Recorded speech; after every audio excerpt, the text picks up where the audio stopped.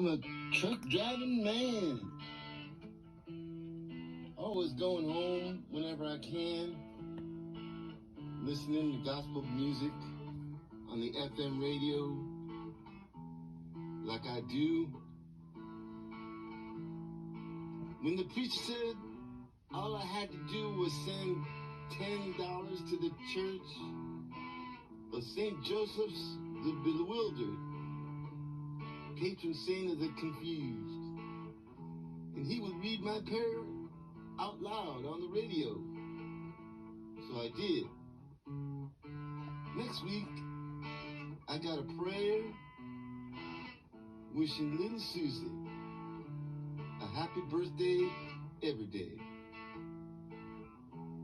Thank you, Jesus. Thank you, Lord. When you're down on your luck, I know it's hard to empathize. Get a girl with faraway eyes. And when you're down